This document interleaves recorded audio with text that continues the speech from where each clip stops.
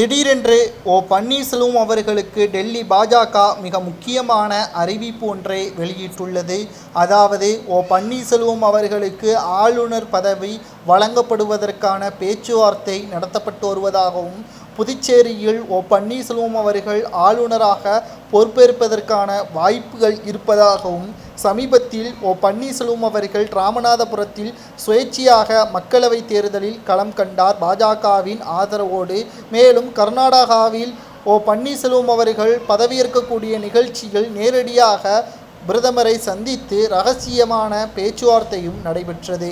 ஆனால் அப்பொழுது எந்த ஒரு பத்திரிகைக்கும் தெரியாமல் இது மறைமுகமாகத்தான் பார்க்கப்பட்டது. தற்பொழுது இந்த தகவல் ஆளுநர் பதவியேற்கக்கூடிய வகையில் அமையுமா என்ற கேள்விகளும் தமிழகத்தில் பேசும்பொருளாக மாறியிருக்கிறது. தற்பொழுது எம்எல்ஏவாக இருக்கக்கூடிய பன்னீர்செல்வம் அவர்கள் ஆளுநர் பதவி கிடைத்தால் நிச்சயமாக தனது எம்எல்ஏ பதவியை ராஜினாமா செய்யக்கூட வாய்ப்புகள் இருப்பது தெரிய வந்துள்ளது. மேலும் பன்னீர்செல்வம் அவர்கள் கூறிவிட்டாராம், ஆளுநர் பதவி முக்கியம் இல்லை என்ற முதல் முறையாக ஏற்கனவே நாம் பார்த்திருந்தோம்.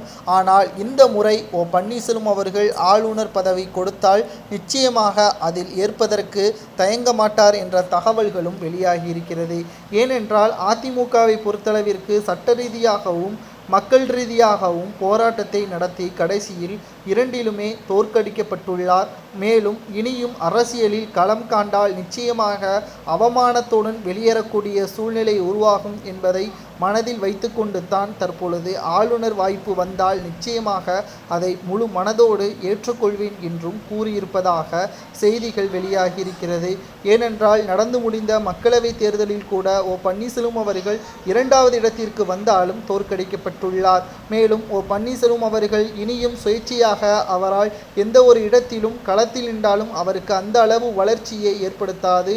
மேலும் தொண்டர்களும் அதிமுகவின் நிர்வாகிகளும் குழப்பத்தில் இருக்கக்கூடிய வாய்ப்புகளும் இனி உருவாகும். இந்த சூழ்நிலையில்தான் ஆளுநர் பதவியை ஏற்றால் நிச்சயமாக ஒரு அங்கீகாரம் கிடைக்கும், அதிமுகவை அடுத்த சிறந்த தலைவர்கள் பொறுப்பேற்பார்கள் என்ற நம்பிக்கையில் இதில் பயணத்தை தொடர்வதாக பன்னீர்செல்வம் அவர்களது நெருங்கிய வட்டாரத்திலிருந்து செய்திகளும் வெளியாகி கொண்டிருக்கிறது. பன்னீர்செல்வம் அவர்கள் ஆளுநராக பொறுப்பேற்கலாமா என்பதை உங்களது கருத்துக்களை மறக்காம கமெண்ட் வாயிலாக கூறுங்கள். நன்றி, வணக்கம்.